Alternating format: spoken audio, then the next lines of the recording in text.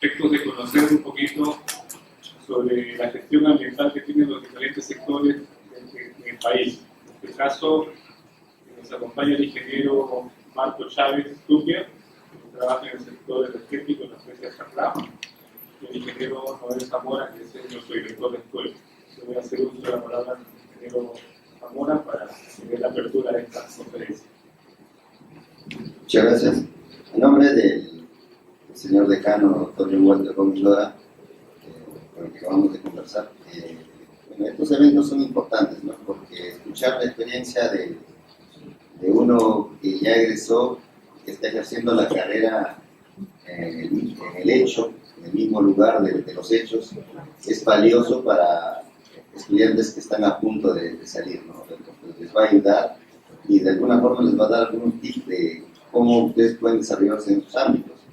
Así que me parece importante e interesante que se asista a este tipo de eventos y que sobre todo se concentren y puedan aprovechar lo máximo que nuestro egresado pueda dar, ¿no? Porque él, como ustedes, en algún momento estuvo sentado en este auditorio escuchando a otros, y igual de la misma forma como lo están haciendo ustedes en estos instantes. La idea es preguntar para aprender más, no irse con las dudas, y podamos aprender más, como dijo aquí el ingeniero Mina, sobre la gestión ambiental, ¿no? Porque es bastante amplio y hay muchas cosas que todavía tenemos que aprender. Por lo tanto, yo declaro aperturado este seminario de gestión ambiental en el Perú. Muchas gracias.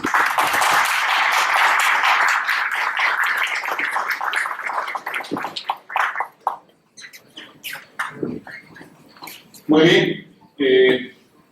Marco Chávez es ingeniero ambiental, él es egresado de esta facultad. Ha tenido la amable atención de poder estar con nosotros aquí presentes. Marco Chávez trabaja ya muchos años en el sector energético. El tema de la gestión ambiental no solamente es minería, no solamente es industria, sino tiene muchos aspectos. Hay un ruido que no sé qué es. De repente puede.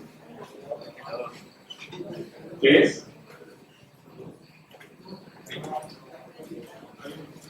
Hay un ruido ahí. Perfecto. Entonces, presten atención del caso. Sin más que comentar sobre su vida profesional del ingeniero Chávez, yo creo que él va a ser muy explícito en presentarse. Gracias, Marco, por venir de tu casa y la veces que desees compartir, aquí estaremos. Un aplauso para Marco.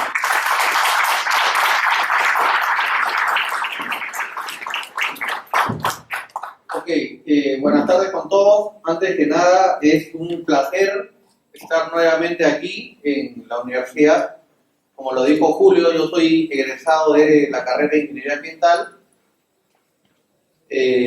Ya prácticamente tengo casi 14 años de egresado. De verdad que el tiempo pasa volando.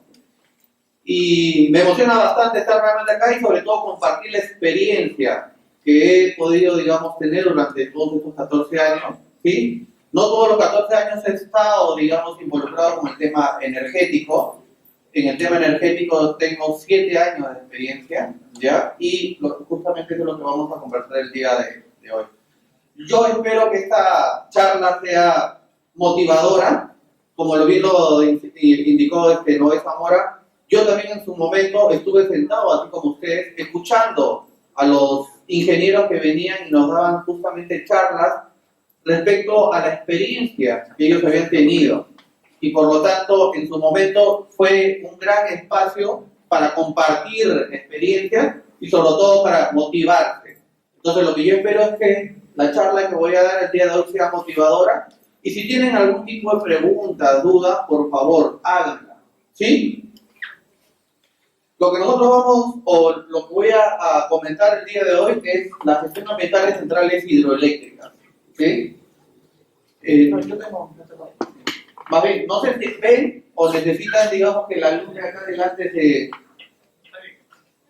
Sí se ve. ¿Sí? ¿Sí se ve? Ok. Ok, entonces lo que voy a tratar el día de hoy es justamente la gestión ambiental en centrales hidroeléctricas. El sector eléctrico lo vamos a ver ahorita cómo está constituido. El sector eléctrico es uno de los sectores que tiene el país, que está regulado, que está normado y que también necesita que se implemente la gestión ambiental para asegurar que los impactos que puedan generarse producto de estas actividades puedan ser controlados, puedan ser mitigados, puedan ser evitados, etc. Por eso que la importancia de, digamos, ver de qué manera se realiza la gestión ambiental en los diversos sectores productivos. He visto que este seminario va a abarcar temas de minería, temas portuarios. Esto es importante porque el tema ambiental es un tema transversal, es un tema que aplica a todos los sectores, sean productivos o extractivos del país. Ok, los temas que vamos a tocar el día de hoy se van a centralizar en tres. En primer lugar vamos a hablar sobre la energía eléctrica, ¿sí? Porque es importante cómo está constituido el sistema eléctrico interconectado nacional. Vamos a ver un poco de impacto ambiental. ¿Por qué? Porque para que yo pueda proponer un sistema de gestión ambiental, necesito conocer cuáles son los impactos ambientales que está generando una actividad. Sin esa información, yo no podría proponer un adecuado sistema y por lo tanto podría garantizar un adecuado control del ambiente. Y por último vamos a ver netamente la gestión ambiental. Voy a indicarles un caso real de los impactos que nosotros identificamos cuando estuvimos desarrollando una central, porque nosotros en la empresa donde yo trabajo hemos construido una central hidroeléctrica, ¿sí? Entonces hemos estado involucrados en el estudio de impacto ambiental y una vez que inició la construcción, también en la implementación del estudio, porque ya ustedes lo deben haber visto en su curso de evaluación de impacto ambiental. El instrumento que se utiliza mayormente es el estudio de impacto ambiental. Entonces el estudio de impacto ambiental es una mezcla, digamos, de información de campo más la información que uno tiene del proyecto y por lo tanto eso lo lleva en un documento, pero luego viene el reto de implementar justamente ese proyecto contemplando todo lo que tú indicaste en tu estudio de impacto ambiental. Entonces por eso que la tercera parte que tiene que ver con la gestión ambiental les voy a indicar cuáles han sido los principales impactos que han sido, digamos, identificados y cómo estos han ido corrigiendo. Ok, la energía eléctrica. Sin energía eléctrica no estaríamos acá. ¿Sí? La energía, digamos, es la forma de energía, o la energía eléctrica es la forma de energía más utilizada a nivel mundial. Gracias a la energía eléctrica es que hay desarrollo, hay crecimiento, ¿no? Se considera a su vez un sistema complejo. ¿Y por qué es complejo? Porque lo vamos a ver cuando veamos cómo está estructurado el sistema eléctrico en el país y se van a dar cuenta, digamos, la complejidad y también las diversas formas que existen en este momento para generar energía. Tiene particularidades que hacen que la regulación de la industria sea especial. Como ustedes se deben haber dado cuenta, en el país no tenemos una norma única que regule el tema ambiental para todas las actividades. Cada actividad específica, ya sea minería, hidrocarburos, electricidad, saneamiento, transportes, agricultura, etc., tiene normativas específicas, tiene regulaciones específicas.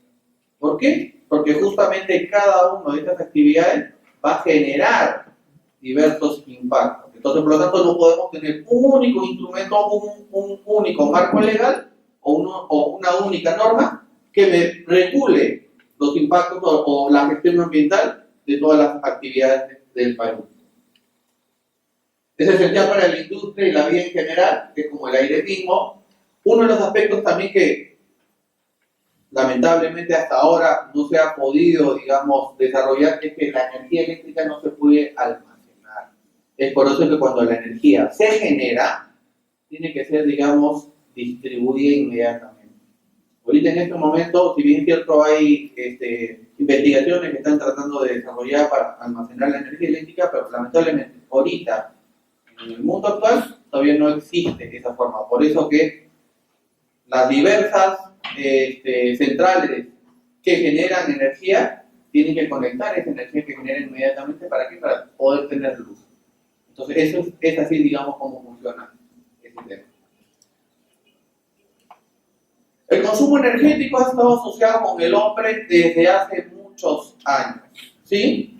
Hace más de 2.000 millones de años, el hombre primitivo necesitaba, digamos, dentro de sus actividades, tenía, digamos, un consumo energético, que si bien es cierto no era, digamos, la luz, pero había un consumo energético asociado a las actividades que él desarrollaba, ¿sí? Así, la demanda respecto del consumo energético ha ido, digamos, creciendo exponencialmente, y es por eso que vemos que en la actualidad los seres humanos dependen bastante de la energía.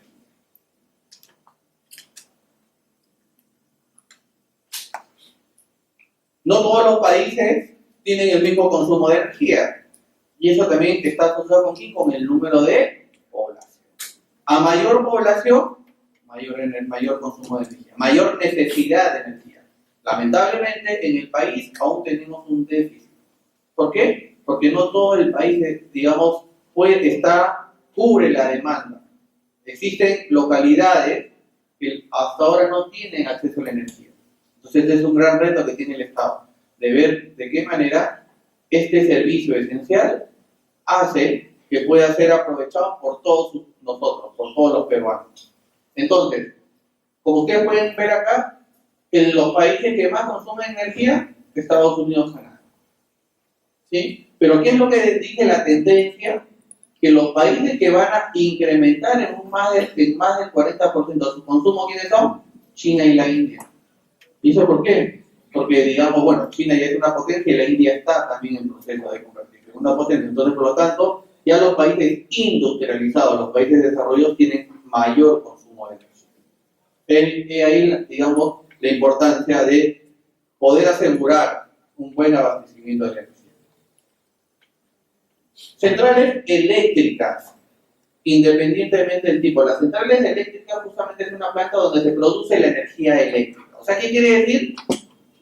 La energía cinética, que puede ser generada por una fuente primaria, ya sea un río, un yacimiento de carbón, un yacimiento de gas, se convierte en energía mecánica. ¿Sí? Ese es el principio de las centrales eléctricas para poder generar energía.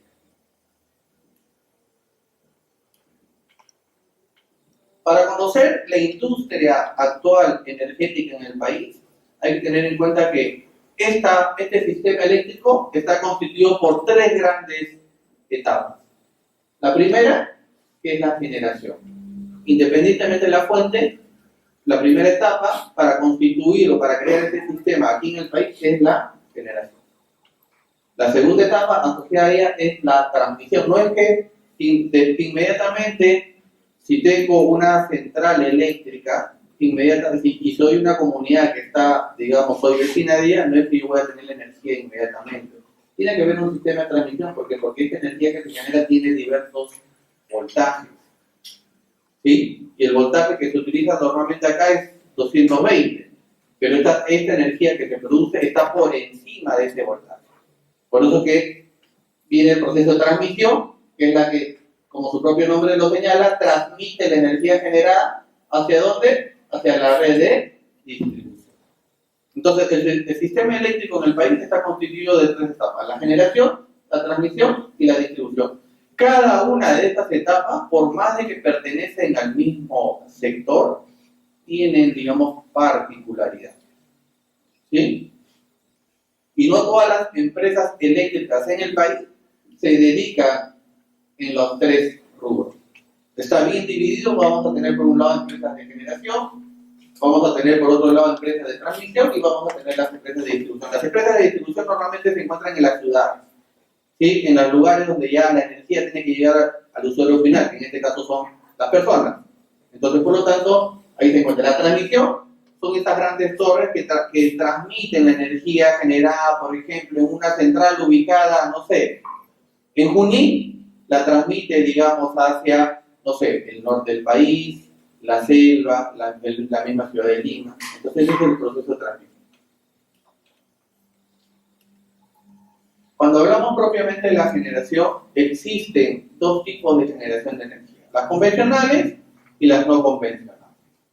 Las convencionales son las que han venido, digamos, dándose desde que se inventó, desde que, digamos, estas centrales eléctricas fueron creadas con la finalidad de generar la energía. ¿Cuáles son estas? Las que utilizan como insumo o materia prima el diésel, el carbón o el gas natural. Esas son las energías que se consideran de tipo convencional. Y las energías no convencionales, ustedes ya deben haber escuchado, porque este es un boom. En mi época aún todavía no se hablaba de este tipo de energía. Sí sabíamos que existían las energías convencionales, incluyendo la energía de las centrales hídricas, pero el tema de las convencionales no era muy sonado. Ahora miren, han pasado 14 años y ahora sí ya las energías no convencionales como la solar, la eólica, son las más, digamos, que están ganando poco a poco más terreno. Entonces, no sé si ustedes habrán escuchado, pero ya tenemos centrales tanto solares como eólicas en el país, que ya vienen generando energía. También se encuentran las centrales geotérmicas, mareomotriz, que utilizan biomasa. Entonces, esos son los dos tipos de fuentes, o los dos tipos de generación de energía eléctrica que tenemos, las convencionales y las no convencionales. Otro tipo de clasificar a las energías son renovables y no renovables. ¿Cuál es la diferencia? Que en el caso de no renovables son todas las convencionales menos la hídrica. Y las renovables son todas las no convencionales más la hídrica. ¿Y por qué, digamos, la hídrica está considerada como convencional y después cambia y es renovable? Porque, como les dije, convencional significa que ya se ha venido, digamos, desarrollando. Y energía renovable, ¿qué quiere decir? Que utiliza una fuente renovable para generar energía. La pregunta es si el recurso hídrico es una fuente renovable. Entonces, por lo tanto, está también considerado, digamos, como energía renovable. Antes, en la década de los 90, ¿sí?, la generación de energía solamente estaba constituida por dos tipos. La hidroeléctrica, que representaba el 61%, y la energía diésel, la que utilizaba diésel residual para generar energía, que representaba un 39%. Sin embargo, conforme fueron, digamos, avanzando la tecnología, se identificó que el país tiene un buen potencial hídrico, por ejemplo, para seguir propiciando la generación de energía, es que esta matriz energética cambia. Y ahora en el 2017, si bien es cierto, la generación hidroeléctrica sigue representando más del 50%, pero ya han ingresado la generación eólica y la solar. Prácticamente la suma de estos dos casi es un 3%. Según el plan energético del Ministerio de Energía y Minas, al 2021, esta matriz energética debería tener al menos un 5% de energía renovable. Pero ustedes me preguntarán, profesor, usted acaba de mencionar que la energía hídrica es considerada renovable. Entonces, si representa más del 50%, ¿por qué nos dice que tiene que representar el 5%? Lo que pasa es que, según norma, ¿sí?, la energía hídrica, para que se considere energía renovable, no tiene que tener una capacidad superior a los 20 megavatios.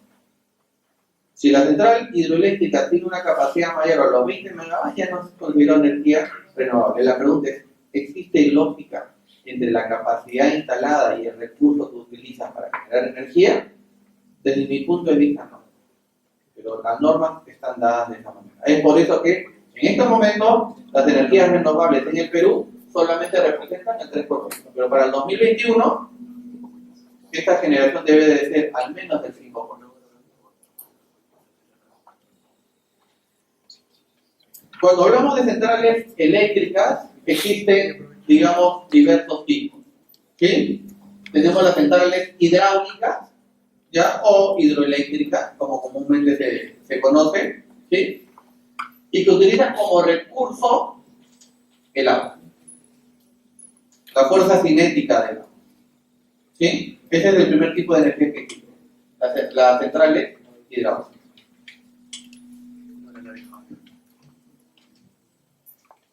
El segundo tipo que existe son las centrales térmicas. ¿Y qué es una central térmica? Es aquella que utiliza como materia prima para la generación de energía combustible fósil, ya sea carbón, ya sea gas, ya sea diésel.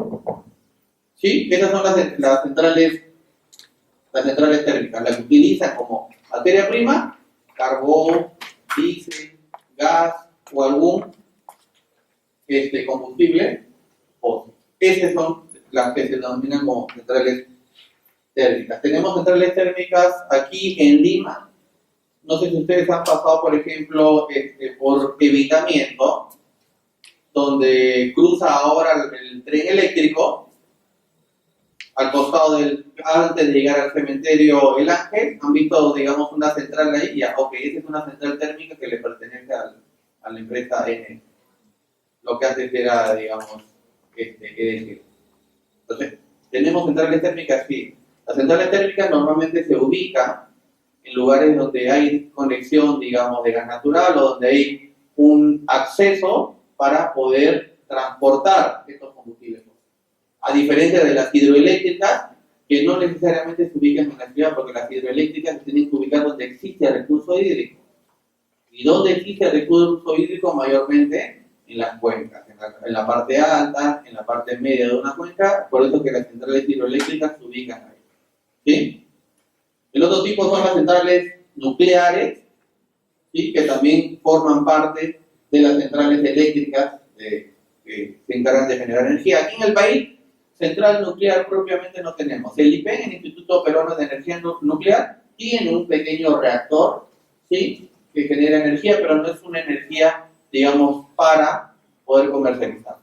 Pero existen otros países que sí utilizan reactivos y para generar energía nuclear utilizan, digamos, combustible nuclear, en este caso, por ejemplo, el uranio. Un claro ejemplo de un país vecino que tiene este tipo de generación de energía, Chile. Chile, por ejemplo, tiene una central nuclear y con eso también abastece parte de la demanda de energía que hay. Y luego existen otros tipos de energía, que son las no convencionales o las renovables, que, digamos, utilizan la fuerza del viento, que utilizan, digamos, por eso que son las centrales eólicas, y utilizan, digamos, la irradiancia, por eso son energías solares. Tenemos la maremotriz, que utiliza la fuerza justamente de las olas del mar para poder generar energía. Tenemos la geotérmica, que utiliza justamente las fuentes termales que se encuentran debajo del subsuelo para poder generar energía. Y por último tenemos también las que utilizan, digamos, biomasa. ¿Tenemos centrales de generación con biomasa? Sí, pero están asociados a rellenos sanitarios. ¿Por qué? Porque para generar energía tú necesitas justamente, digamos, como que la fuerza de un elemento que te permita empezar a girar un rotor. Entonces, por lo tanto, necesitas combustible. En el caso de la biomasa, ¿cuál es el elemento que te da un buen potencial de combustible? Es el metano. ¿Y el metano dónde se obtiene? De la degradación de la materia orgánica. Por lo tanto, existen, digamos, centrales de generación de biomasa, sí. Sí, Relima, que es una empresa que se dedica a lo que es la administración de infraestructura para la disposición final de residuos sólidos. Ellos, por ejemplo, tienen una central biomasa. Pero esta central, digamos, inyecta al sistema de interconexión nacional para comercializar, no mayormente para autoconsumo, es para las instalaciones propiamente. Ok. Yendo al punto específico de centrales hidroeléctricas, así como tenemos la clasificación de las centrales eléctricas por tipo, a nivel de centrales hidroeléctricas también tenemos otra clasificación. ¿Sí? Tenemos las famosas centrales hidroeléctricas de agua fluente, o como se denomina, de central de pasaje. ¿Qué quiere decir? Que la central se ubica al costado del río y aprovecha en ese momento la fuerza o la velocidad o el caudal del río para generar. No necesita almacenar energía, simplemente es una central de pasaje que utiliza, digamos, en ese momento la fuerza del río para generar. ¿Cuál es, digamos, el aspecto positivo de este tipo de centrales? Que al no necesitar almacenar energía, al no necesitar almacenar agua, no necesita inundar áreas. ¿Sí? ¿Cuál es el lado negativo? el río siempre trae el mismo caudal los 12 meses del año? No. Entonces, ¿cuál es el problema en este tipo de centrales? Es que vas a tener en ciertos momentos una energía, una generación alta, pero en otros momentos vas a tener energía baja, hasta vas a tener que dejar de generar, porque el río no va a tener, digamos, el caudal necesario para la generación. Entonces, siempre tiene, digamos, todos los sistemas de generación siempre tienen sus pros y sus contras. El otro tipo son centrales de agua embalsada. Acá sí, digamos, la característica de estas centrales es que, así como se ubican también cerca de las cuencas, de los cuerpos de agua de los ríos, necesitan construir embalses. ¿Para qué? Justamente para suplir este déficit que van a tener en época de estiaje. Entonces, ¿qué quiere decir? En época de lluvia, genero, digamos, con el caudal que transcurre por el río, pero mientras se va dando ese proceso, también voy almacenando agua en cuencas. De tal manera que cuando llegue la época de estiaje y cuando el río no tenga suficiente caudal, abro mis embalses. ¿Para qué? Para que el caudal del río se incremente y continúe con mi generación. Entonces, esas son las centrales de agua embalsada. Y dentro de estas centrales de agua embalsada también existen dos tipos: las centrales de regulación, ¿sí?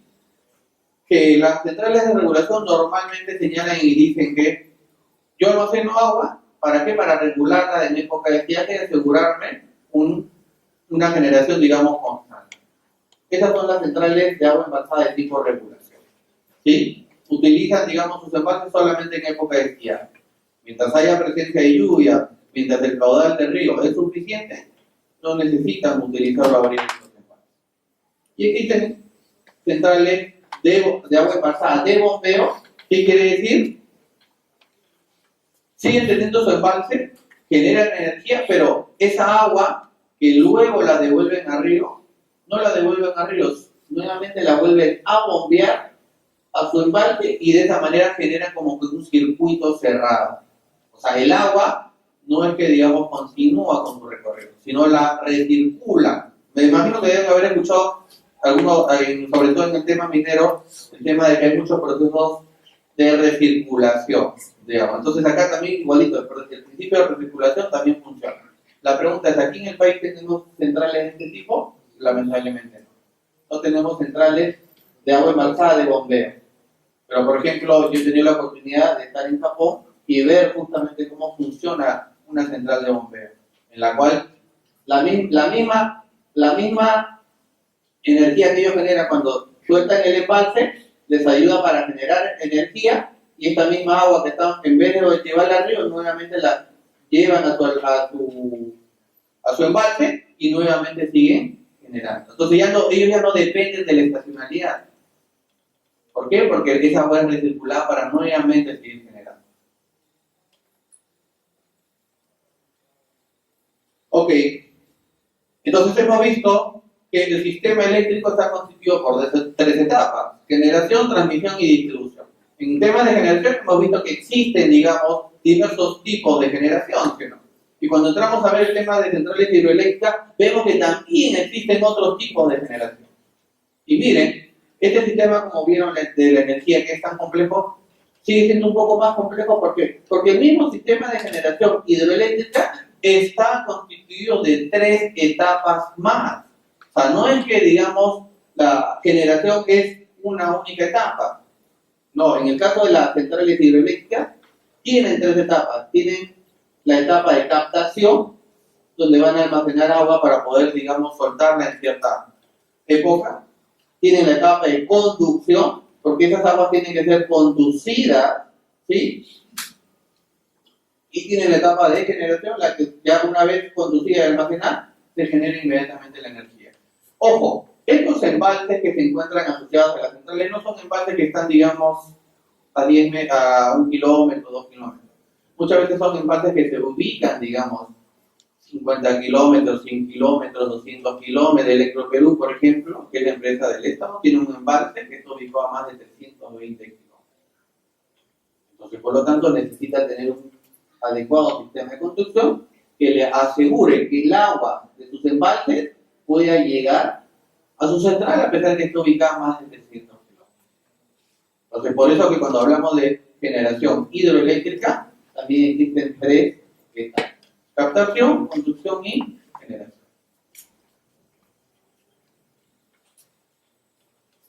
¿Cuáles son los componentes que están asociados con las centrales hidroeléctricas? Y aquí, cuando hablamos de los componentes, estos componentes mayormente están agrupados en captación y conducción y generación. ¿Y por qué digo que están la captación y la conducción están agrupados? ¿Por qué? Porque justamente en estas dos etapas tú necesitas implementar infraestructura civil, infraestructura hidráulica, que te permita asegurar que haya un adecuado sistema de comunicación entre la captación y la conducción. Por lo tanto, digamos, esta primera etapa junta a estas dos, a la captación y la conducción, ¿sí? Y entre los componentes principales que tenemos son los envases, las presas, aliviaderos, toma de captación, canales, tuberías forzadas, chimeneas de equilibrio. Entonces ustedes me preguntarán qué significa cada uno de ellos. Entonces, para poder entender, las presas son la infraestructura hidráulica que te permite justamente almacenar agua. ¿Sí? Esa es una, digamos, presa. Normalmente, como les digo, las presas se encuentran en las partes altas de la cuenca. ¿Sí? No existen, o sea, hay presas que están, digamos, en la cuenca baja, en la parte ya casi llegando a la costa, pero son pocas. Por ejemplo, no sé si alguno de ustedes ha viajado, digamos, de Trujillo hacia Chiclayo y pasando Pacasmayo, ¿ya? No sé si han escuchado de Gallito Ciego. Entonces, Gallito Ciego, por ejemplo, es una central hidroeléctrica que tiene una presa justamente en la parte baja, porque esa zona de Gallito Ciego ya es la parte baja de la cuenca. Entonces, ahí podemos ver, digamos, una presa. La toma de captación, ¿se acuerdan cuando yo les decía que en la central de pasada, la central se ubica al costado del río y aprovecha inmediatamente el agua? Ok. Para que aproveche el agua necesita una infraestructura, esa infraestructura se llama toma de captación, es la que justamente te va a permitir captar el agua y poder derivar. ¿Sí? Los túneles están asociados normalmente con los sistemas de conducción, ¿sí? Muchas de las centrales hidroeléctricas que tenemos en el país no son centrales que están, digamos, en superficie. Muchas de las centrales, sobre todo las casas de máquinas donde se genera energía, están en cavernas, que quiere decir dentro de los cerros. ¿Y por qué, digamos, están dentro de los cerros? ¿Por qué? Porque justamente el sistema de captación que ellos tienen no es un sistema de captación paralelo al río, sino es un sistema de captación que se desarrolla por la parte alta. ¿Por qué? Porque si las presas están en la parte alta, tú tienes que asegurar que mantengan, digamos, ese nivel, porque para generar necesitas la fuerza de la energía, la fuerza del agua. Y para tener fuerza de agua necesitas tener una caída. Entonces, por lo tanto, digamos, estos sistemas de conducción, como pueden ver acá, se desarrollan en las partes altas de los cerros, de tal manera que lleguen a un momento en el cual, con la pendiente, inician un proceso de generación. Por eso que los túneles también son un componente fundamental para las centrales hidroeléctricas. Tenemos la cámara de carga. Y la función de la cámara de carga es justamente, en algunos casos, cuando no puedo tener esta altura, ya, o mejor dicho, la cámara de carga me permite simular un embalse para poder asegurar que el agua pueda tener la pendiente que necesito y de esa manera se genere. Si yo suelto el agua de mi embalse, va a llegar un caudal, digamos, como que constante, pero siempre hay pérdidas en el camino. Y más aún, si tengo un embalse que está ubicado a más de 300 metros, siempre va a haber pérdidas, porque hay un proceso también de evapotranspiración. Van a haber personas que van a usar estas aguas y por lo tanto van a reducir el caudal. Entonces, por lo tanto, las cámaras de carga o las plantas de carga permiten justamente actuar como mini embalses ya para generar directamente la energía. ¿Sí? Y la tubería forzada justamente es esta infraestructura de acá que te permite ya llevar el agua a través, como su propio nombre lo señala, a través de una tubería para darle pendiente y darle velocidad. Y de esa manera pueda digamos, hacer mover a la turbina y se genere la energía. Y los otros componentes de las centrales hidroeléctricas ya están relacionados propiamente con el propio sistema de generación, con lo que sucede aquí. Y es por eso que se consideran, digamos, las turbinas, alternadores, transformadores, sistema de aire comprimido, etc. Y esto es una fotografía de una central hidroeléctrica. El agua llega a esta turbina, la cual, digamos, hace que muevan sus hélices, ¿sí? Y ese movimiento transmite energía mecánica a un generador. Y este generador es ya a través de un proceso físico es el que hace que esta energía empiece, digamos, a tener más fuerza y ya la convierta, digamos, en energía eléctrica, y luego esta de acá es llevada a unos transformadores que van a bajar, digamos, su potencia, y con eso puede empezar un sistema de transmisión. ¿Sí? Este es el principio de las centrales hidroeléctricas. El agua, o la fuerza del agua, cae acá, en la turbina. Es la que activa, es la que hace que las hélices de esta turbina se activen y se inicie el proceso de generación. Ok, espero que, bueno, como les digo, el tema del sistema eléctrico sí es un poco complejo, ¿sí? Pero al menos con esta información, al menos espero que sepan en qué consiste, cuántas fuentes de energía tenemos, cómo está constituido el sistema eléctrico en el país, etc. El otro punto que vamos a tocar es impacto ambiental. Como les dije, para poder asegurar una adecuada gestión ambiental en la empresa, esto primero identificar el impacto. Entonces yo no voy a entrar a detalle de cómo es la metodología y todo lo demás, porque ya ustedes han llevado, digamos, un curso de evaluación de impacto ambiental y ya están familiarizados. Solamente vamos a hacer un repaso rápido. Los impactos ambientales, en primer lugar, todos ustedes saben que son de dos tipos, ¿no? O pueden ser positivos o pueden ser negativos. ¿Cuál es la otra característica de los impactos? Es que va a generar efectos. ¿Sobre quién? Sobre la sociedad, sobre la economía y sobre el ambiente. Entonces, por lo tanto, me imagino que se acuerdan del famoso desarrollo sostenible. Entonces, por ello, que también la gestión ambiental que busca contribuir con el desarrollo sostenible tiene que identificar adecuadamente estos impactos que genera la actividad para proponer medidas adecuadas. La evaluación de impacto ambiental es un proceso, si bien es cierto, aquí en el país se empezó, digamos, a implementar el proceso de evaluación de impacto ambiental en la década del 90, justo cuando empezaron la privatización.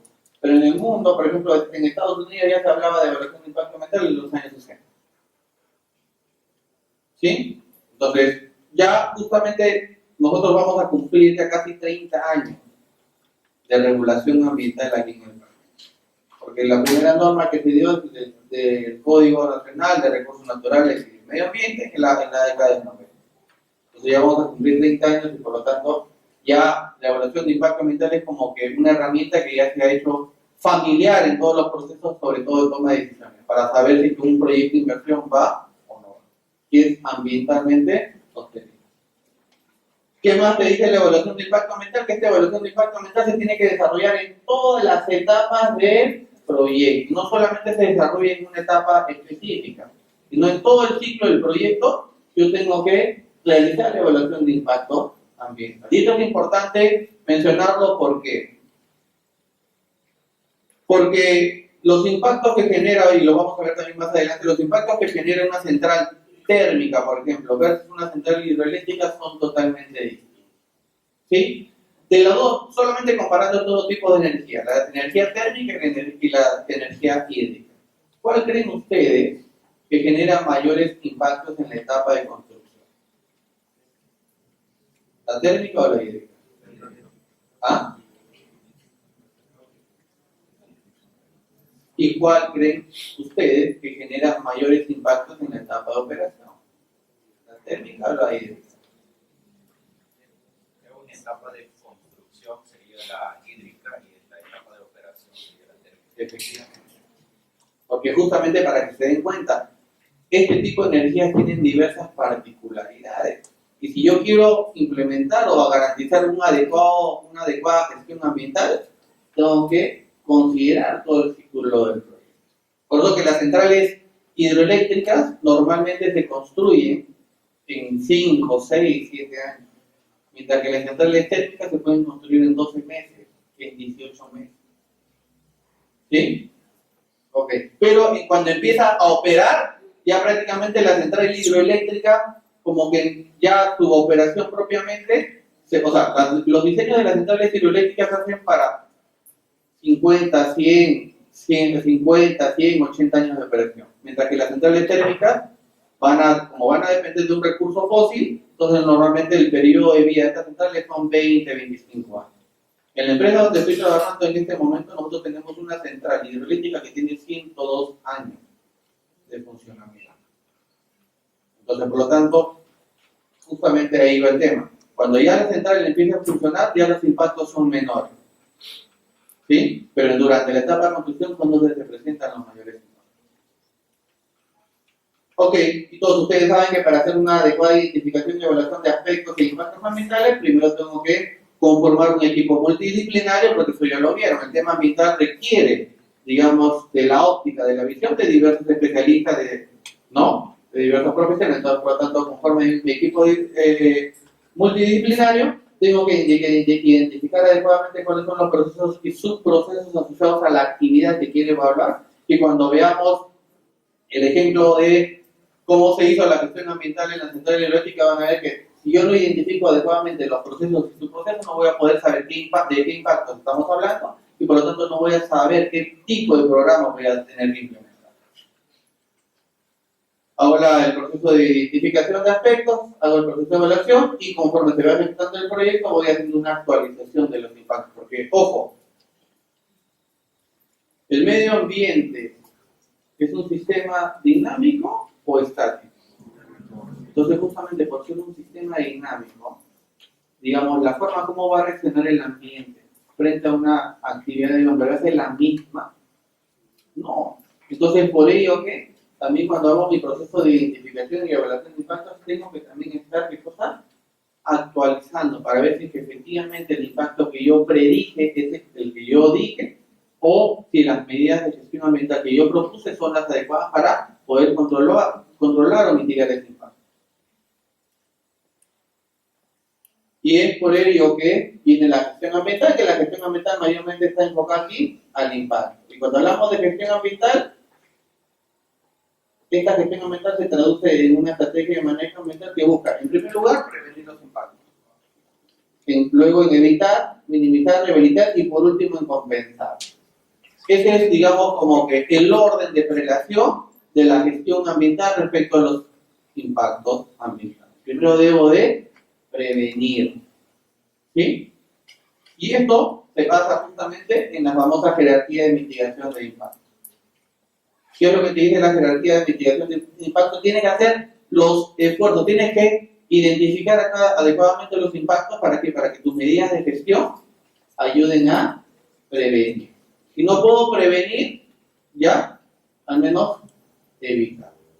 ¿Sí? Si yo no puedo hacer, digamos, ni prevenir ni evitar, viene la segunda etapa de minimizar, porque si el impacto tiene una significancia, no sé, de 20, entonces tienes que hacer el esfuerzo para que yo no tenga la significancia de 20, que tenga una significancia de 10, o al menos una significancia de 15. Ese es minimizar. Luego viene la rehabilitación. Si es que yo sé a ciencia cierta que efectivamente voy a impactar, entonces tengo que asegurarme que después de que mi actividad termine, voy a tener que rehabilitarla. Y por último viene la compensación, que dice, si ya no puedes implementar ninguna de estas medidas, y sabes que ya no vas a recuperar el ambiente donde estás interviniendo, vas a tener que compensar. ¿Qué quiere decir la compensación? Ambiente por ambiente, según la ley general del ambiente. ¿Cómo se traduce esto? Si yo voy a afectar un área, y sé que en esa área ya no voy a poder recuperarla, entonces voy a tener que identificar otra área para poder desarrollar en esa área un ecosistema similar. Un poco cambiando de tema y para ponerles un ejemplo de la compensación, no sé si todos ustedes saben que en este momento hay un estudio de impacto ambiental relacionado con la ampliación del aeropuerto internacional Jorge Chávez. Y que según las declaraciones de Patrick Whelan, que es el jefe de SENACE, que justo salió el día de hoy en el diario Gestión, ¿qué es lo que te indica? Que para la quincena de octubre ya deben de tener una respuesta final a ese estudio de impacto ambiental para ver si se aprueba o no se aprueba. ¿Cuál es una de las particularidades que tiene justamente este proyecto y por lo tanto está tomando bastante tiempo para tomar una decisión? Es que en la parte de atrás donde se va a hacer la ampliación de la pista de aterrizaje han encontrado humedades. ¿Sí? Entonces, yo construyo sobre el humedal. Termina el tiempo de vida del aeropuerto. Yo voy a, digamos, demoler esa pista y voy a recuperar el humedal. Ya no, porque voy a cortar la conexión natural que existe. Entonces, por lo tanto, ¿qué es lo que están proponiendo ellos? Una acción de compensación. Quieren justamente compensar. ¿Y dónde van a compensar? En las humedales de ventanilla. Ahí han identificado la zona donde van a compensar el impacto que va a generar la construcción de esta nueva pista de aterrizaje en los humedales que están en la parte de atrás del aeropuerto.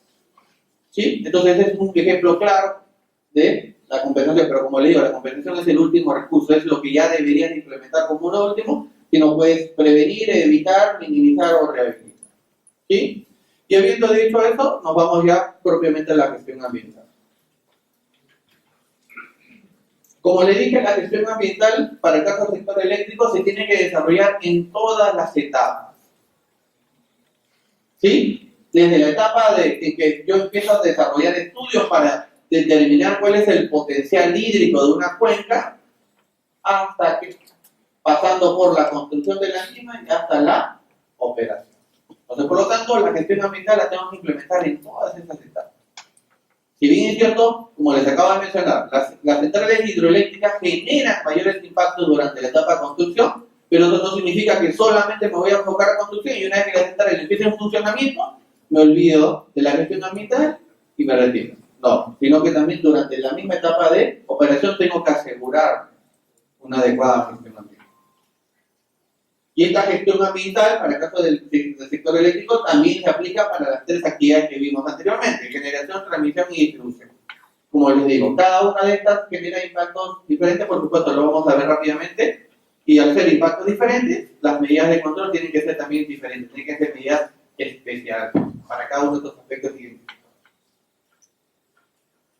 Entonces, ¿qué impactos generan las actividades eléctricas? Vamos a ver. La generación de energía hidroeléctrica, mayormente, el principal impacto que genera es la alteración del régimen hídrico. Ese es el principal impacto ambiental durante la operación de la central hidroeléctrica. Ese es el principal impacto. La alteración del régimen hídrico, lo cual se traduce en caudal ecológico. Me imagino que deben haber escuchado ese término del caudal ecológico. Es por ello que los estudios de impacto ambiental asociados a centrales hidroeléctricas se enfocan bastante en el famoso caudal ecológico, en determinar en primer lugar cuál es ese valor del caudal ecológico y después de ello ver qué medidas voy a implementar para asegurarme que ese caudal ecológico que estoy dejando, digamos, es el adecuado y que me va a permitir el desarrollo del ecosistema donde estoy interviniendo. Tiene impactos negativos, los embalses, por ejemplo, los reservorios tienen impactos negativos también porque alteran el régimen hídrico, ya como les acabo de mencionar, al almacenar agua, están reteniendo agua, no están dejando pasar el agua libremente. Entonces, por lo tanto, también alteran el régimen hídrico. Otro aspecto que hay que tener en cuenta es el agua trae dos tipos de caudal. Caudal líquido, caudal sólido. ¿Sí? Siempre, todo cuerpo de agua va a tener esos dos tipos de caudal. El caudal líquido y el caudal sólido. ¿Sí? Ok. Entonces, los reservorios, ¿qué es lo que hacen? Retienen los sedimentos, el caudal sólido que está presente en el agua. ¿Por qué creen que se forman las playas? Justamente por el transporte de sedimentos que vienen desde la parte alta de la cuenca y que al final desembocan en el mar. Y al momento de desembocar en el mar, van dejando, digamos, los sedimentos, y esos sedimentos luego son los que se convierten en lo que nosotros conocemos ahora como la playa. Entonces, si nosotros retenemos los sedimentos, al final te podría generar este reservorio un impacto, no en la zona donde estás interviniendo, sino un impacto en una zona mucho más alejada, por supuesto. Por eso que también es necesario hacer una evaluación adecuada de cuántos sedimentos yo voy a retener producto de mi embalse y cómo voy a hacer para que estos sedimentos nuevamente vuelvan al cauce natural y de esa manera no esté generando un impacto no solamente local, sino hasta podría ser regional. Pero también las centrales hidroeléctricas generan impactos positivos. En primer lugar, el control de las inundaciones. ¿Por qué? Porque justamente al tener infraestructura hidráulica te permite justamente evitar inundaciones, te permite, digamos, evitar que haya desbordes de ríos. El otro impacto positivo es que te permite suministrar agua para consumo humano. O sea, al tener un embalse, al tener justamente un reservorio, te permite también, ¿qué cosa? Poder utilizar no solamente con fines energéticos, sino también para consumo humano. ¿Sí? Un ejemplo claro del impacto positivo referido al consumo humano. Ustedes no sé si han escuchado hablar del proyecto Marca 2. El proyecto Marca 2 es un proyecto de trasvase de agua, ¿sí? Que busca trasvasar las aguas, digamos, del Mantaro y llevarlas acá al Lima. ¿Sí? O sea, el Lima se está quedando sin agua y la única fuente es el río Lima. Entonces, por lo tanto, este proyecto tiene como finalidad trasvasar, digamos, la cuenca del Atlántico hacia el Pacífico. ¿Sí? Ok. Para eso, ¿qué está usando? ¿O qué va a usar, perdón? Los reservorios construidos para la generación de energía, pero que están asociados ahorita a una central hidroeléctrica. Entonces, por lo tanto, también estos reservorios construidos por las centrales hidroeléctricas te generan un impacto positivo porque te va a ayudar a ¿qué? A suministrar agua para el consumo. Y así como te ayuda a suministrar agua para consumo humano, también te ayuda a suministrar agua para riego. La central que nosotros construimos es una central que está ubicada, no sé si ustedes han ido a Churín, ¿conocen Churín? Yendo a Churín, más o menos a unos 30-35 minutos antes de llegar a Churín, van a ver, digamos, un túnel que va a estar, digamos, con guardianes y todo demás. La casa de máquinas está 1 kilómetro adentro del edificio. Nosotros hemos construido justamente esta central. ¿Sí? ¿Y por qué digo que el impacto positivo es suministro de agua para riego? La parte de abajo, el valle es allá, es un valle agrícola. ¿Sí? ¿Cuál es el principal problema que tiene este valle agrícola? Que al momento de tener estas fluctuaciones de agua, ¿sí? Habían épocas en las cuales tenían agua y podían desarrollar su agricultura, pero había otras épocas en las cuales no tenían. Entonces, nosotros hemos construido una presa de regulación. O sea, ¿qué quiere decir? Le aseguramos a los agricultores de la parte de abajo un caudal constante los 12 meses del año. Por lo tanto, ya no están sufriendo estas inclemencias de tener agua en ciertas épocas y no tener agua en otras. Por lo tanto, también genera, digamos, impactos positivos. Y también te ayuda, digamos, al desarrollo de proyectos turísticos. Puedes desarrollar acuicultura en los embalses porque puedes implementar granjas flotantes y ahí puedes desarrollar tu actividad piscícola. Tenemos otros varios embalses en los cuales las comunidades se han organizado y dentro de nuestra responsabilidad social hemos implementado proyectos justamente de este tipo. Hemos implementado granjas flotantes en nuestros embalses y ellos, digamos, producen, digamos, ¿sí? Entonces te genera también impactos positivos. Otro de los impactos negativos que genera es justamente el impacto acústico. Como le dije, si la casa de máquinas, la central, digamos, la zona que genera energía está dentro de una caverna, dentro de un cerro, no vas a tener, digamos, generación o impacto acústico. Pero si esta central está en superficie, y hay muchas de las centrales que están en superficie, sí te va a generar impacto acústico. Ustedes han visto, cuando vienen de la sierra, por ejemplo, de la carretera central entrando a Chosica, Moyopampa, la central que está ahí nomás. Ok, esa central, por ejemplo, es una central que su casa de máquinas no está en una caverna, su casa de máquinas está, digamos, en superficie. Entonces, por lo tanto, el principal impacto que genera esa central, ¿cuál es? El ruido. ¿Quiénes son los que perciben? Justamente los ciudadanos que viven a los alrededores. ¿Por qué? Porque acuérdense, la energía, o sea, para generar energía existen turbinas y esas turbinas tienen que moverse. Por eso utilizan la fuerza del agua y al momento de este movimiento es que genera, digamos, vibraciones y a su vez ruido. Entonces, ese es otro de los impactos que están asociados con la generación de energía. Los impactos que están asociados con la generación termoeléctrica, el principal impacto, alteración de la calidad de aire. ¿Y por qué ese es el principal impacto? Porque esta fuente moviliza combustible fósil para generar energía. Entonces, ese es el principal impacto, la emisión. ¿Sí? Ok, también te genera un impacto a los recursos hídricos por efluentes, por supuesto, porque una de las características de las centrales térmicas con las centrales hidroeléctricas es que las centrales hidroeléctricas en estos momentos ya se están automatizando. ¿Qué quiere decir? Ya no necesitas personal constantemente las 24 horas del día para que esté ahí y esté generando. Ya no hay. La empresa donde yo trabajo tiene 9 centrales hidroeléctricas a lo largo del país, de las cuales 5 ya están automatizadas. O sea, no tenemos personal. Entonces, por lo tanto, si yo no tengo personal, ¿voy a tener efluente? No. Pero las térmicas sí necesitan personal permanente, personal constante las 24 horas. Entonces, por lo tanto, también otro de los impactos es la alteración por efluente. También tienen un impacto acústico igual que en la generación hidroeléctrica. Y otro de los aspectos es que tiene una alteración del recurso hídrico por agua enfriamiento. ¿Esto qué significa? La energía termoeléctrica utiliza fuentes con combustible fósil para generar, o sea, quema energía para que esa energía que se quema genere vapor y ese vapor active, ¿no?, las turbinas y genere energía. Ese es el principio de las térmicas. Pero al momento de generar calor a altas temperaturas, ¿esa agua cómo creen que sale? Entonces, por lo tanto, tiene que inyectar agua para enfriarla y asegurarse que luego de que estas vuelvan a entrar nuevamente al proceso, que no tengan, digamos, esta temperatura.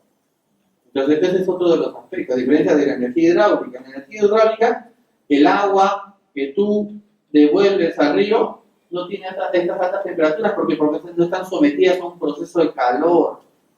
Mientras que acá sí están sometidas a un proceso de calor.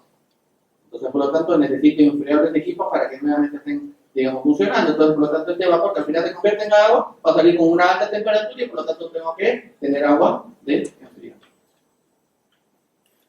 En el caso de las energías eólicas, si bien es cierto, hasta el momento no he tenido, digamos, la oportunidad para participar en un proyecto de estas características, ¿ya? Pero los principales impactos que genera es, en primer lugar, el tema paisajístico. ¿Alguno de ustedes ha ido, digamos, de Trujillo nuevamente a Chiclayo? Entonces hay un parque eólico, por ejemplo.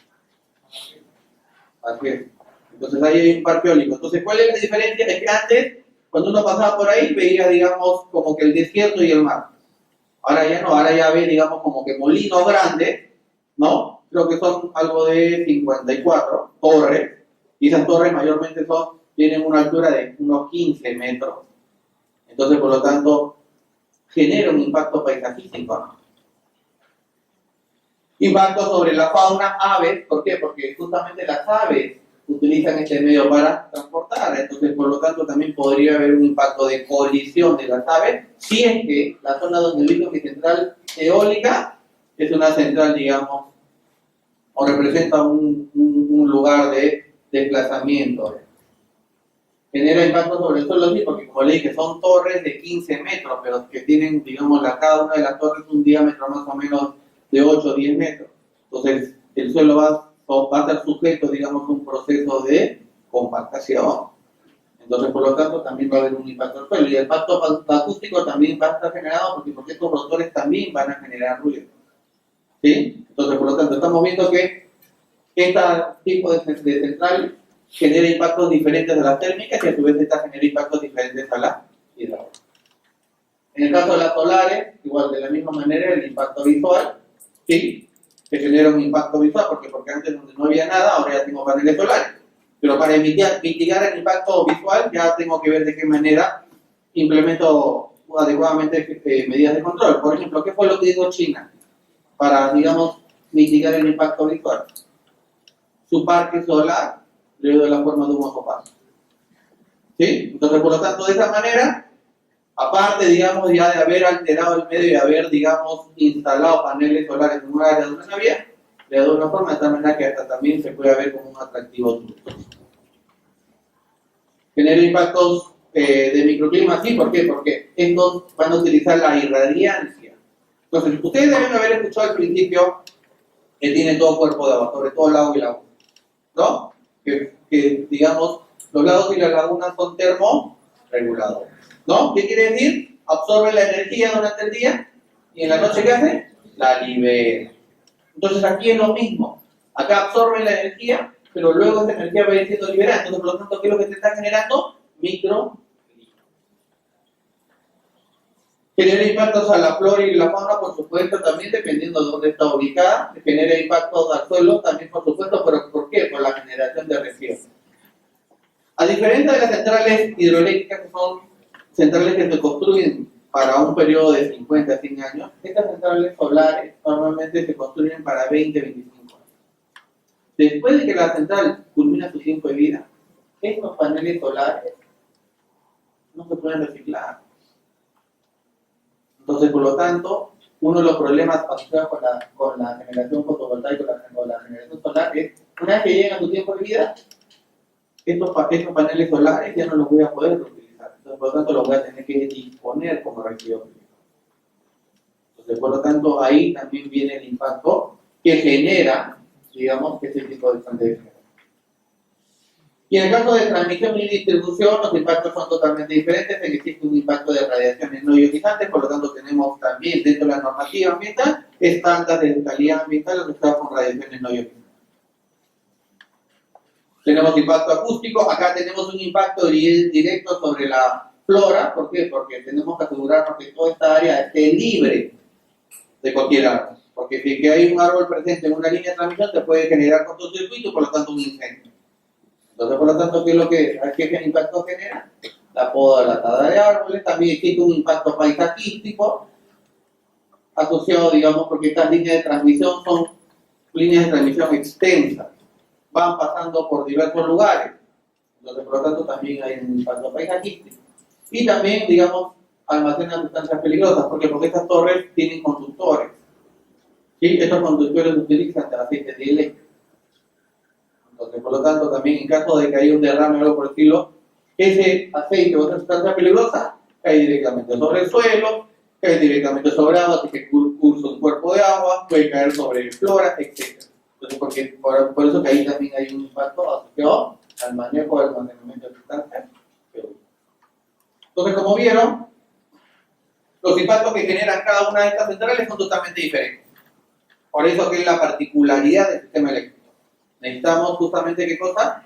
Para poder elaborar una estrategia de gestión ambiental adecuada, necesito conocer muy bien los impactos ambientales. Entonces, esto es lo que nosotros hicimos cuando construimos la central hidroeléctrica. En primer lugar, durante, digamos, la fase de construcción, identificamos cuáles son los principales procesos asociados a mi central. De tal manera que en base a estos procesos se identificaban los aspectos, luego los impactos y por último las medidas de control. Entonces, por ejemplo, para la construcción de la central donde estuvimos tiene 2 reservorios y una presa. Bueno, o mejor dicho, tiene una toma y 2 reservorios. ¿Sí? Ok. Ahí nosotros íbamos a hacer desbroce. ¿Por qué? Porque justamente dentro del vaso donde nosotros íbamos a almacenar habían especies. Entonces teníamos que desbrozar. ¿Sí? Ok. Teníamos que hacer excavaciones. Entonces, este desbroce que me generaba un impacto sobre la cobertura vegetal. Entonces, al retirar la cobertura vegetal, ¿qué impacto también me generaba? Que las laderas que estaban a los costados se conviertan de forma inestable. Pero también tenía un agente externo, que es la precipitación. Entonces, al dejar inestable la ladera, sumado a las acciones naturales, este impacto ¿en qué se convertía? Deslizamiento. ¿Sí? Y esto al final me generaba alteración del suelo y paisaje. Entonces ahí justamente tuvimos que identificar estas zonas críticas y hemos tenido que reforzar los taludes, hemos tenido que implementar gaviones, ¿sí? Y hemos tenido también que utilizar especies para poder revegetar esa zona y poder, digamos, darle la estabilidad, porque las especies, digamos, arbustivas te permiten también justamente evitar los procesos de deslizamiento, porque justamente sus raíces actúan, digamos, como estabilizadores. Entonces, por lo tanto, tuvimos que identificar, porque esta medida no se implementó en toda la zona. Les estoy diciendo que hemos construido 2 reservorios en una zona. Y cada uno de estos más o menos almacena más de 1.800 millones de metros cúbicos de agua. Entonces, por lo tanto, imagínense implementar estas medidas en todos esos partes. Por lo tanto, no es que también yo voy a implementar en todo, sino tengo que identificar estas zonas de alto riesgo, ¿sí? Que puede, digamos, generar deslizamientos y por ende una alteración del suelo y paisaje y hacer estas actividades de estabilización. En el caso de la excavación, lo que generaba era justamente aporte de sedimentos a los cuerpos de agua, porque al momento de remover el suelo, este suelo, para ponerse en contacto con el agua, se transportaba los sedimentos. Esto que me generaba un impacto sobre la calidad del agua y también sobre los ecosistemas acuáticos. Entonces, ¿qué fue lo que nosotros hicimos? Implementar desarenadores. ¿Qué son los desarenadores? Justamente antes de que el agua ingrese, nosotros teníamos un sistema que retenía estos sólidos, que se generaban producto de la excavación. ¿Sí? Entonces, una vez que nosotros reteníamos, hacíamos que disminuya la concentración de sedimento. Pero estos sólidos, nuevamente los teníamos que devolver al río, porque estos sólidos estaban en el río océano. Entonces, por lo tanto, progresivamente nosotros hacíamos actividades de purga, o sea, ¿qué quiere decir? Devolvíamos nuevamente esos sedimentos al río y de esa manera como que regulábamos la concentración de sedimentos en ese cuerpo. Porque no podíamos devolver, digamos, en un solo momento esos sólidos. Teníamos que ver en qué momento había un mayor caudal, un mayor factor de dilución y de transporte y por lo tanto abríamos las compuertas para que esos sólidos nuevamente entren al sitio. Entonces eso fue, por ejemplo, la medida que nosotros implementamos para el aporte de sedimentos, la implementación de desarenadores. Cuando se hizo la construcción de las obras subterráneas, porque ahí nosotros tenemos un túnel que, digamos, conecta la toma Guaura con la presa Checra, más o menos de 2 kilómetros, y luego de ahí tenemos un túnel, ese es el famoso túnel de transferencia, y luego tenemos el túnel de conducción, que más o menos tiene 18 kilómetros, que me conduce las aguas del embalse hasta la central hidroeléctrica, y de ahí tenía otro túnel más de 5 kilómetros donde descargaba las aguas, ya que ya no utilizaba por parte de la generación. Entonces, ¿qué me generaba la construcción de estos túneles? En primer lugar, infiltración de agua en el túnel, la generación de efluentes. ¿Por qué? Porque para poder perforar yo necesito agua. Yo no puedo perforar así o no puedo poner dinamita, porque estamos hablando que estas perforaciones se hicieron dentro del cerro. Entonces necesitaba un equipo. Este equipo utilizaba agua. Entonces me generaba efluentes. Desprendimiento y emisiones de polvo, generación de ríos. ¿Cuál era el impacto de la infiltración del agua? Que esta puede llegar a los flujos de agua subterránea o manantiales, la generación de los efluentes, alteración de calidad de agua, y lo que era desprendimiento de polvo y emisión de ríos, una alteración de la calidad de aire. Entonces, por ejemplo, nosotros, ¿qué es lo que teníamos para el tema de evitar estas infiltraciones? Nosotros teníamos un sistema de bombeo. O sea, dentro del mismo túnel, nosotros habíamos construido, digamos, en el piso canaletas que me llevaban a una poza de contención. O sea, todo el agua que nosotros obteníamos producto de las perforaciones y las infiltraciones, las canalizábamos y las almacenamos en pozas de contención. Y luego, mediante un sistema de bombeo, sacábamos esta agua del túnel y le llevábamos a unas plantas de estabilización, en la cual, digamos, agregábamos floculantes para, digamos, asegurarnos un adecuado pH, ¿ya? Y luego estas aguas eran devueltas nuevamente al cuerpo, digamos, al río. Entonces ese era el sistema que nosotros teníamos. Si bien es cierto, digamos, hablar de un sistema de esas características para un túnel de 18 kilómetros era un reto. Por eso que nosotros habíamos, dentro del proceso de construcción, habíamos tenido chimeneas. ¿Qué quiere decir las chimeneas? Eran ductos que nos permitían ingresar en ciertas secciones y de esa manera poder tener nuestro sistema de succión. Una vez que se terminó la construcción del túnel y todo lo demás, desactivamos estas chimeneas y las volvimos a clausurar. Entonces esa fue, digamos, la forma como, digamos, gestionamos los impactos que tuvieron con la construcción de las obras subterráneas. Teníamos un impacto de canales y caminos de acceso, porque muchas de las zonas donde nosotros íbamos no había acceso. La carretera que va a Churín, esa carretera es una carretera que se inauguró cuando el gobierno de Ollantaytamala estaba terminando. ¿Qué quiere decir? Hace pocos años atrás. No había acceso a Churín. Si uno quería ir a Churín, pasaba por una tocha. Entonces, no había acceso a los lugares donde nosotros íbamos a intervenir. Entonces, por lo tanto, teníamos que hacer un desbroce, teníamos que ingresar. Y lo más complejo que tuvimos en el proyecto fue, nosotros, si bien es cierto, estamos hablando casi ya de costa, no había mucha vegetación, pero ¿cuál fue el principal proyecto? El principal problema. Habían unas cactáceas que tenían un cierto grado de, tan categorizadas como en estado frío. Y de todas maneras el trazo de las vías de acceso tenían que pasar por donde están afectadas. Entonces hemos tenido que implementar viveros, ¿sí? Y hemos tenido que contratar a biólogos especialistas en estas especies que no son muchos.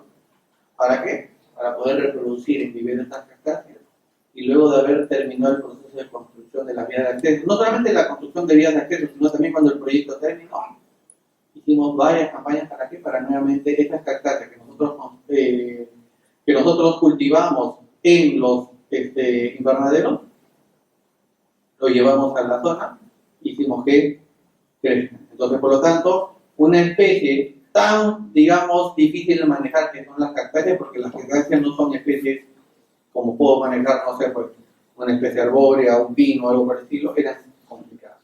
Entonces, por lo tanto, también ahí la implementación de este invernadero ayudó bastante justamente a producir nosotros mismos cactáceas y mitigar el impacto. Había un impacto de desestabilización de laderas también, entonces por lo mismo, de igual manera, implementamos sistemas de contención. ¿Sí? A las pendientes que nosotros teníamos le dábamos cierta forma, ahí implementábamos aviones su sistema de contención. Entonces, eso fue, digamos, la forma como se gestionó el impacto que tuvo acá con él, desbloque para qué, para la apertura de los caminos y vías de acceso. Otro de los problemas que nosotros tuvimos, justamente, ¿cuál fue? Si yo voy a perforar un túnel que va a tener un diámetro de 25 metros y una longitud de 18 kilómetros, imagínense cuánto material voy a generar, cuánto desmonte voy a hacer. Ese era también el otro problema, porque si tú vas a construir el túnel, ese desmonte que vas a sacar lo vas a dejar ahí mismo, lo tienes que retirar.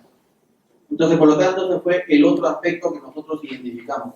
Cómo manejar el material excedente que va a provenir, digamos, de los. Entonces ahí tuvimos que implementar los famosos DME, depósitos de material excedente. En total implementamos 10 depósitos de material excedente, donde íbamos almacenando este material que nosotros extraíamos, y luego de ahí le dimos conformación, o sea, lo estabilizamos físicamente, e implementamos un sistema, digamos, de cultivo asociado con un sistema de riego. ¿Para qué? Para que con el tiempo puedan, digamos, desarrollarse especies y de esta manera poder mitigar el impacto por almacenar estos desmontes en zonas donde antes no había. Entonces también eso fue un trabajo que nos tomó, después de la construcción, casi año y medio, 2 años, para poder estabilizar y para poder asegurar el crecimiento y el rendimiento de las especies que nosotros habíamos llevado. Es por eso que cuando nosotros somos una actividad regulada, y es el Estado a través del gobierno que nos supervisa. Entonces, uno de los puntos críticos que ellos iban a supervisar eran estos famosos DME.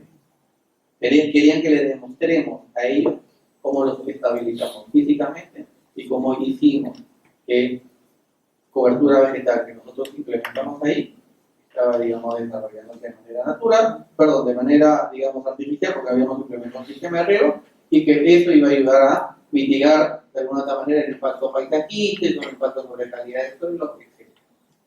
Entonces, eso fue lo que nosotros también desarrollamos como parte del proyecto. Entonces, para nosotros, la gestión ambiental durante la construcción de la central ha sido bien ardua.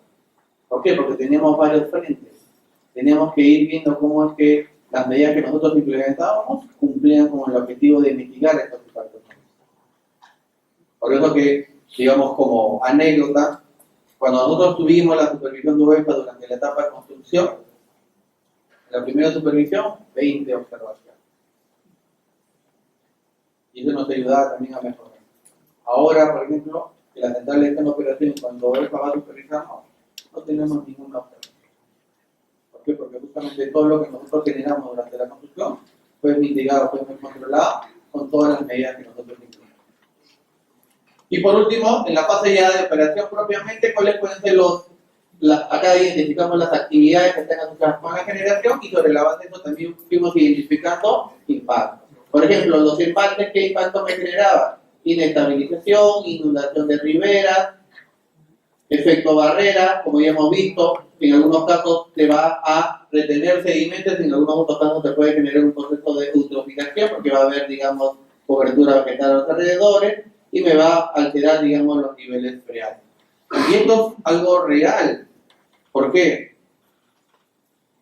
Cuando se estuvo construyendo esta presa, y después que la presa se terminó, o sea, cuando se estuvo construyendo esta presa, alteró el régimen freático y había un ojo de agua que se utilizaba en las comunidades, y ese ojo de agua se secó. Entonces, cuando terminó la construcción y nuevamente empezó, nosotros pensábamos que ese ojo de agua iba a poder, o sea, el nivel freático nuevamente iba a recuperar sus características y iba a tener nuevamente agua. ¿Y qué pasó? No fue así. El nivel freático se alteró. Entonces nosotros tuvimos que implementar un sistema artificial para poder conducir agua nuevamente a ese lugar donde la comunidad utilizaba para abastecerse.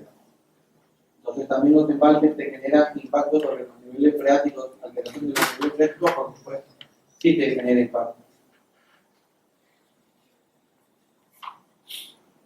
Durante la operación, este es un tema importante, durante la operación ya tenemos generación de residuos, tenemos efluentes, ya nosotros no tenemos efluentes porque como les dije, ya la central es automatizada, no necesitamos personal. ¿Sí? Pero los residuos sí se generan. Ustedes me deben preguntar, profesor, si no tienen personal, ¿pero por qué generan residuos? Porque también hay un tema de mantenimiento, o sea, se hacen mantenimientos cada cierto tiempo a las instalaciones. Entonces, por lo tanto, productos de mantenimiento genera residuos. Y uno de los problemas que nosotros también tenemos en esta central es que lamentablemente el pueblo de Churí, que se encuentra aguas arriba de la presa, no tiene un sistema de gestión de residuos sólidos municipales. Entonces, ¿qué hace esa población de Churí? Tira sus residuos al río. Estos son transportados y al final, ¿dónde terminan? En esta presa. Entonces, nosotros nos hacemos cargo de los residuos que bota la ciudad de Churí. Y por lo tanto, lamentablemente, tenemos un sistema, digamos, que implementar del manejo de residuos sólidos solamente para atender esos residuos que vienen de la ciudad de Churí, que son arrojados en el río y que al final terminan en el transporte.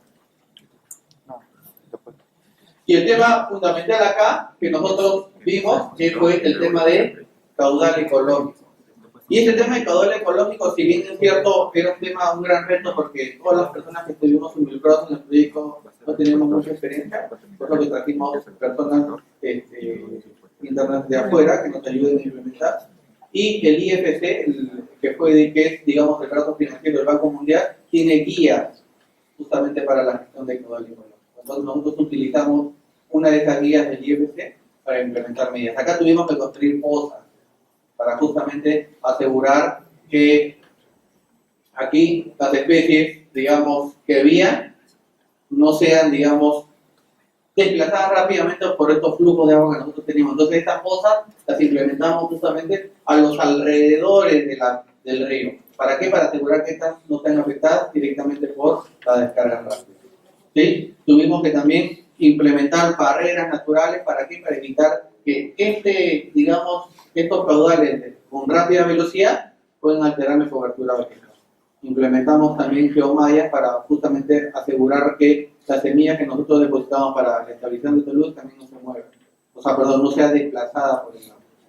Hemos implementado también aquí en el caudal ecológico, hemos implementado, digamos, como que medidores a tiempo real para que nos sigan si es que en realidad estamos cumpliendo o no con el caudal ecológico. Entonces, era un reto el tema de implementar el caudal ecológico. Y una de las cosas también que me llamó bastante la atención fue que, a pesar de que el proyecto había contemplado el caudal ecológico, el diseño de la infraestructura hidráulica no tenía digamos, como que la aptitud de poder erogar este caudal. O sea, nos habíamos comprometido a cumplir con un caudal ecológico, pero la presa que yo tenía no tenía la forma como erogar. Entonces ahí también tuvimos que hacer una modificación del diseño y tuvimos que implementar, digamos, una nueva compuerta para poder erogar este caudal ecológico. Entonces ese es el principal impacto, sobre todo en época de operación de una central hidroeléctrica, el famoso caudal ecológico. ¿Por qué? Porque el caudal ecológico está asociado justamente con no solamente aspectos ambientales, sino también está asociado con aspectos sociales. Y como ya les dije, tenemos una área de cultivo en la parte baja, que es allá. ¿Sí? Y necesitamos asegurar. Por eso que la construcción de esta presa de regulación ayudaba justamente a ¿qué? A evitar que esta población sufra por déficit de agua. Y por lo tanto, de esta manera manejamos el tema del caudal ecológico en esta zona. Bueno, en realidad trato de resumir a grandes rasgos los 6 años que nos tomó construir esta central hidroeléctrica. Ha sido, digamos, 6 años de retos, de aprendizaje, pero espero, digamos, que haya servido y no sé si tienen alguna pregunta.